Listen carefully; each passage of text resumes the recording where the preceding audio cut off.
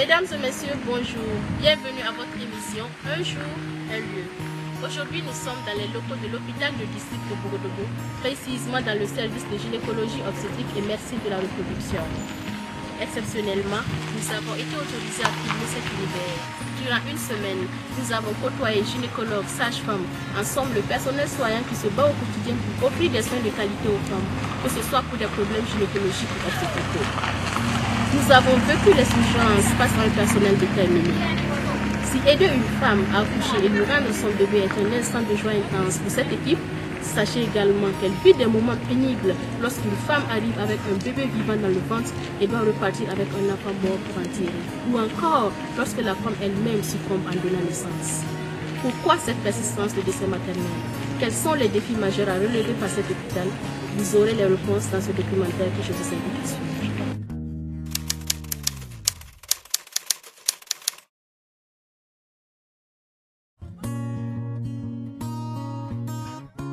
Face à la croissance démographique sans précédent que connaît le Burkina Faso, la demande de soins de santé augmente de jour en jour, tandis que les besoins de santé des citadins se diversifient.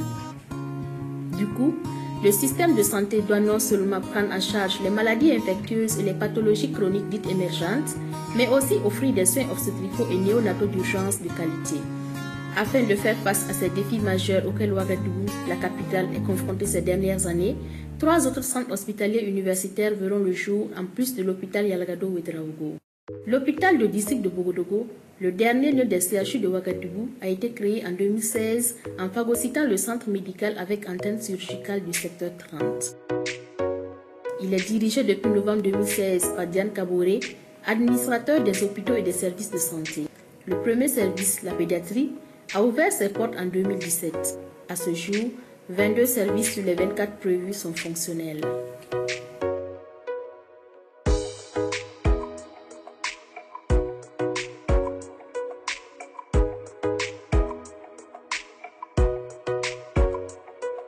Je pense que ce qu'il convient de dire, c'est que nous constatons simplement qu'avec l'hôpital du district de Borodogo, c'est comme si l'offre de soins de ce niveau-là a été améliorée, en tout cas dans la ville de Ouagadougou, puisque ça a permis la création, l'opérationnalisation de l'hôpital du district de Borodogo permet d'offrir ou d'apporter un plus encore par rapport à ce qui existait déjà.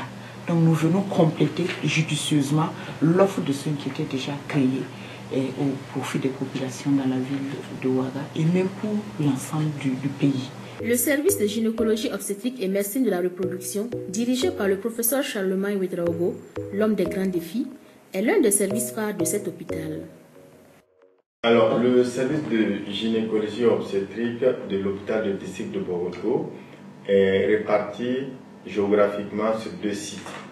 Le site A, qui se trouve dans les nouveaux bâtiments de l'hôpital du district de Borodogo, qui est le site qui abrite le service de gynécologie et de médecine de la reproduction. Le site B, c'est l'ancienne CMA qui a été absorbée par le nouvel hôpital et qui relève de l'administration de l'hôpital du district de Borodogo. Sur ce site, nous avons la maternité et c'est également la porte d'entrée de toutes les urgences gynécologiques et obstétricales. Tout ce qui est urgent, qui arrive par ambulance ou par véhicule personnel ou devant une situation aiguë, la porte d'entrée, c'est sur ce site-là. Et c'est sur ce site que nous menons les activités d'accouchement de césarienne. Le service de gynécologie obstétrique et médecine de la reproduction a une capacité de 112 lits, dont 62 pour la plateforme obstétricale et 50 pour la plateforme de gynécologie et médecine de la reproduction. 24 heures sur 24, une équipe de 12 gynécologues obstétriciens, 85 sages-femmes et des étudiants stagiaires veillent sur la santé des patientes. Les problèmes récurrents qui amènent les femmes au bloc gynécologique sont les fibromes, le cancer du sein, le cancer du col, les kystes de l'ovaire, les prolapsus, les incontinences urinaires, la chirurgie de la fertilité, la prise en charge des lésions du col de l'utérus et la chirurgie des séquelles d'excision. Et le bloc gynécologique abrite 2 salles opératoires, la salle 1 et la salle 2. Et ce sont des salles qui permettent donc de faire la chirurgie programmée du lundi au vendredi et de 8h jusqu'à l'heure confinée. Et nous avons une grosse équipe d'anesthésistes, de chirurgiens, gynécologues, obstétriciens et d'aide opérateurs qui permet donc d'assurer la sécurité du patient durant la préparation, l'intervention et dans la surveillance post-opératoire. Au bloc opératoire gynécologique, en moyenne 8 femmes sont opérées par jour, un nombre qui peut augmenter jusqu'à 12 en période de campagne.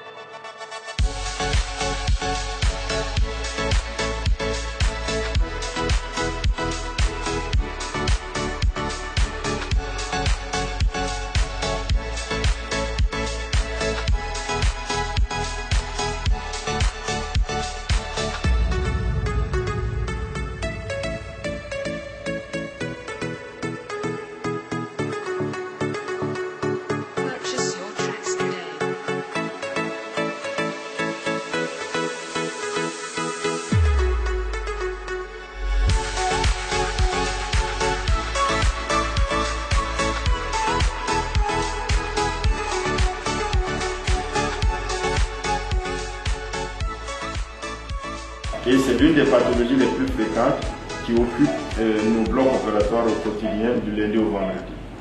Donc voilà un peu la vie du chirurgien gynécologue obstétricien. Ce soir, professeur Charlemagne Ouedraogo est de garde. Le professeur n'est pas au-dessus de la garde. C'est le professeur même qui doit prendre la garde pour montrer le bon exemple et donner un rythme à une équipe, tout comme la tête de locomotive d'un train impulse son rythme à tous les wagons.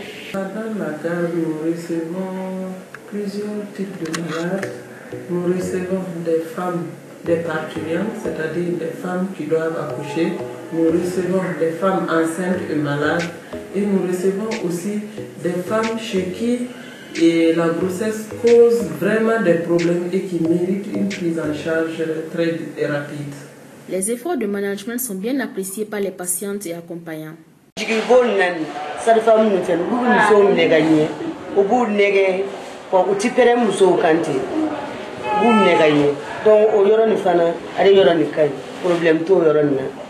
est bien consulté, ça va très bien. On a été fatigué. On a eu chaud. Très chaud même. Mais on est content. Dieu merci, voilà. Il y a eu un joli bébé. Je suis allée faire l'échographie, on m'a dit que c'est des jumeaux, mais c'est les...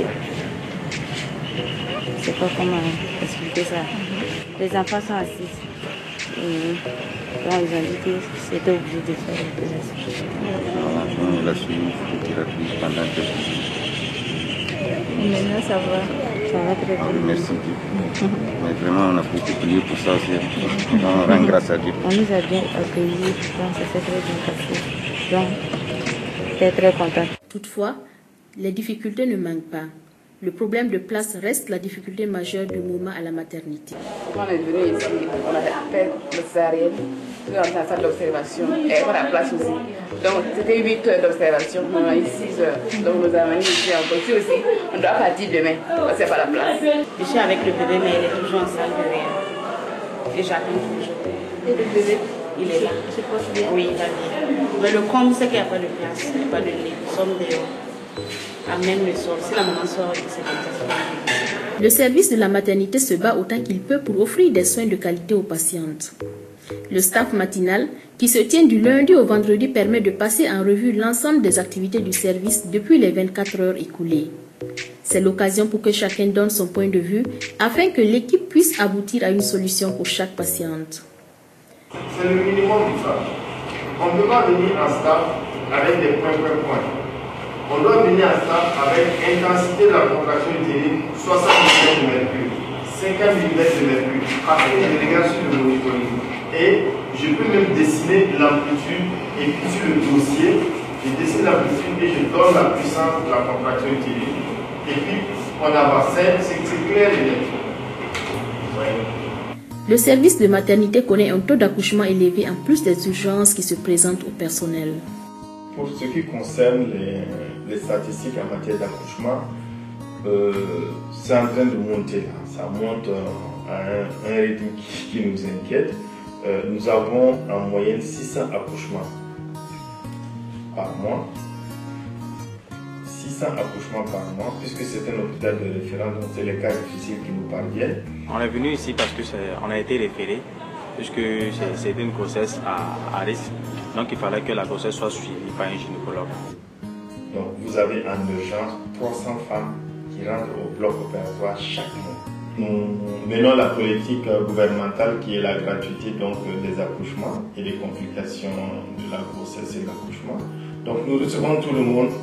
Il n'y a pas seulement que des personnes non socialement, économiquement faibles qui viennent ici. Nous recevons tout le monde. Les urgences que nous recevons, ce sont des difficultés à l'accouchement. Donc ce sont des dystocies que nous recevons et des femmes qui sont en travail mais qui ont un travail obstructif, qui n'arrivent pas à accoucher. Et ça les amène en général à bénéficier d'une césarienne pour les sauver. Nous avons également des complications hypertensives de la grossesse qui occupent une place importante qui est responsable de mortalité maternelle. L'hypertension associée à la grossesse, c'est dangereux. Et certaines femmes présentent une éclampsie et nous sommes obligés donc de gérer avec une artillerie assez lourde. Nous recevons également beaucoup de femmes qui saignent. L'hémorragie occupe une place importante et c'est la première cause de mortalité maternelle. Une hémorragie avant la grossesse, pendant le travail et surtout après l'accouchement. Ça s'appelle hémorragie du postpartum et c'est la première cause de mortalité maternelle au Burkina Faso. Quel que soit l'hôpital, ça paraît la cause la plus fréquente. Et aussi, si vous regardez en Afrique de l'Ouest, l'hémorragie du postpartum est la première cause donc, de mortalité. Une autre problématique qui affecte le personnel soignant est la persistance des décès maternels et néonataux. C'est fréquent, nous enregistrons des décès maternels, environ une dizaine par mois. Et donc c'est dire que ce n'est pas petit. Vous voyez, tout ce dossier, il faudra qu'on les audite pour analyser les déterminants des décès maternels afin de bâtir des stratégies idoines donc de riposte contre cette mortalité maternelle.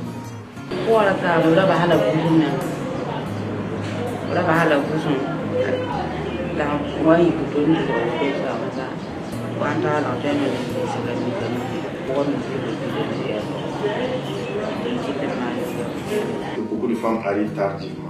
Une femme qui a saigné après un accouchement dans un endroit et qui a des difficultés à avoir un moyen de transport pour parvenir. Nous les recevons lorsqu'elles sont en phase terminale. On a l'impression que ce sont des femmes qui sont venues sur leurs deux pieds décédées ici. Non, c'est des femmes évacuées et qui arrivent au moment où, malgré notre intervention, nous ne pouvons pas les sauver parce qu'elles sont déjà dans l'antichambre de la mort. C'est pour cela qu'il est important d'organiser des références pertinentes, des structures périphériques vers les structures de référence. Ça veut dire quoi une référence pertinente? C'est une référence qui se fait au bon moment, pas tardivement, et qui utilise un moyen de transport médicalisé rapidement pour parvenir au centre de référence. Et ça fait défaut.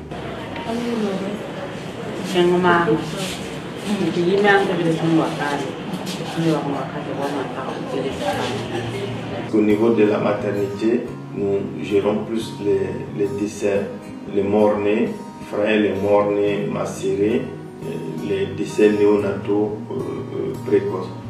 Mais ce n'est pas un événement qui est très fréquent. Une rencontre mensuelle de revue des décès maternels a été initiée.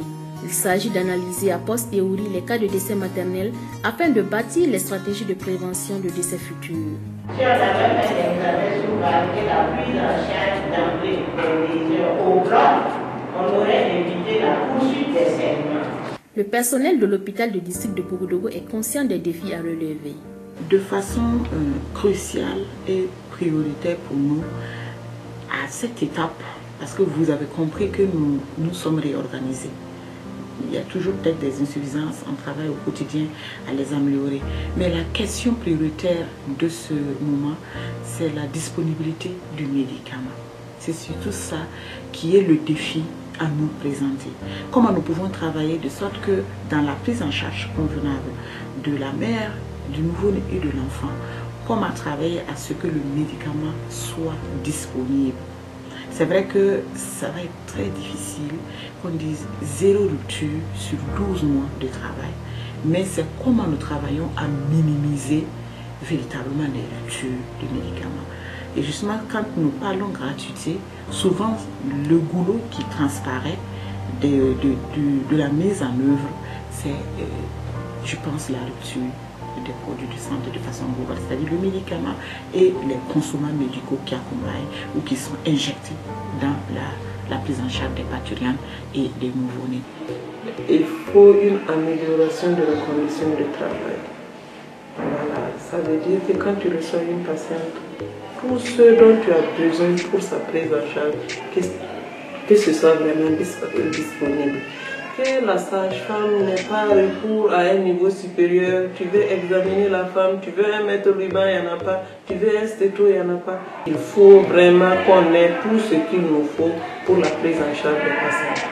Et je pense que c'est important. Si en urgence vous êtes obligé de donner une ordonnance à quelqu'un parce que le produit n'est pas disponible, vous voyez bien qu'on ne peut pas dire que vous allez offrir des soins de qualité puisque le médicament n'est pas là tout de suite. Il faut attendre un certain délai et ce délai peut être délétère pour l'enfant. Quand on est arrivé, effectivement, il y a eu un kit qu'on a mis à notre disposition qui rentre dans le cadre de la gratuité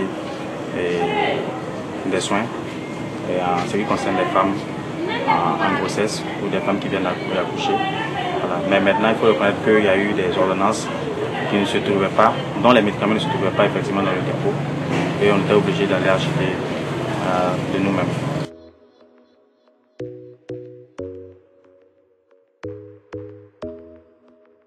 Pour vraiment faciliter l'accueil à l'hôpital de la direction générale, à travers la direction des ressources humaines, a initié une série de formations en accueil et en communication en milieu hospitalier pour tous les agents de l'hôpital de Bourgogne, y compris même les vigiles qui sont censés également accueillir les usagers de l'hôpital pour qu'on évite également qu'il y ait des couacs entre les usagers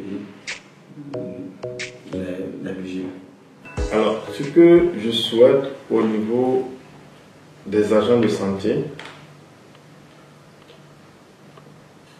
c'est un engagement beaucoup plus solidaire. Aucune personne, aussi professeur titulaire soit-il, ne peut avoir un bon résultat seul. Chacun compte. Que chaque membre du personnel soignant, quel que soit son niveau de qualification, sache que sa contribution compte et de façon prépondérante. Donc ce que j'attends du personnel soignant, c'est un engagement encore plus solidaire pour une offre de soins de qualité. Ce que j'attends des bénéficiaires des soins, c'est d'une part de la tolérance. Une œuvre humaine n'est jamais parfaite à 100%. Nous souhaitons que nos insuffisances qui viendraient à observer, que nous puissions avoir un bon feedback à travers nos différents canaux qui existent à l'hôpital. Mais il y a des boîtes à idées, pas mal de choses, pour que nous puissions en tenir compte. Nous leur demandons également de mieux utiliser nos services de santé. Beaucoup d'utilisateurs se comportent très mal. Ils détruisent l'environnement. Ils rendent l'environnement insalubre, nos salles insalubres. Et ils n'ont pas un comportement qui permet de promouvoir la santé et la qualité des soins. Ce que moi, je souhaite vivement, c'est que le gouvernement reste toujours à l'écoute des travailleurs à travers leurs différentes organisations. Que des efforts soient faits pour répondre donc aux besoins des agents à travers leurs différentes organisations syndicales. Que le dialogue prévale. Qu'il y ait un fil conducteur de la négociation qui nous mette à l'abri des moments de grève qui constituent une véritable peine pour nous. Lorsque nous revenons d'une grève et qu'on constate que notre absence a occasionné des morts, je vous assure que ça fait pleurer. Ce mode de lutte, qui est le mode classique, a des conséquences dramatiques sur la santé des populations. Moi, c'est ce que je souhaite donc du gouvernement, c'est d'établir un dialogue. Pas un dialogue occasionnel, mais un dialogue permanent. Dans le cadre donc d'améliorer les conditions de vie et de travail des agents de santé, afin qu'ils puissent encore offrir le meilleur d'eux-mêmes. Et aussi qu'au gouvernement donc de respecter aussi ses engagements en matière d'offre de santé vis-à-vis de la population. Et ça sera un partenariat win-win, gagnant-gagnant. Chacun aura gagné à tous les niveaux. Alors quand vous regardez un peu notre devise qui est intitulée comme suit, votre santé, notre priorité. C'est vraiment ça. C'est de là que nous tirons l'image que nous voulons de notre hôpital, de l'hôpital de tous les Burkinabés, qui est l'hôpital du district de Bogodo. C'est-à-dire que nous mettons le patient, qui est le vrai propriétaire en réalité de l'hôpital, c'est sa maison. Nous le mettons au centre de toute notre action. Ça veut dire que notre façon de travailler doit viser à satisfaire l'usager. C'est vrai, nous sommes des humains, nous sommes un hôpital public, nous ne pouvons pas tout faire. Mais au mieux de nous-mêmes, dans la limite du potentiel disponible sur le plan des ressources humaines, sur le plan des ressources en infrastructure, en équipement, en matériel, nous allons de façon optimale mettre le patient au centre de nos préoccupations. Donc l'image que nous voulons de notre hôpital, de votre hôpital et de l'hôpital de tous les Burkinabés, c'est que ce soit un hôpital dans lequel le patient ou l'usager de façon globale constitue le clou et véritablement notre préoccupation. C'est ça. Donc un hôpital où nous allons travailler à être le plus proche possible des attentes de nos usagers.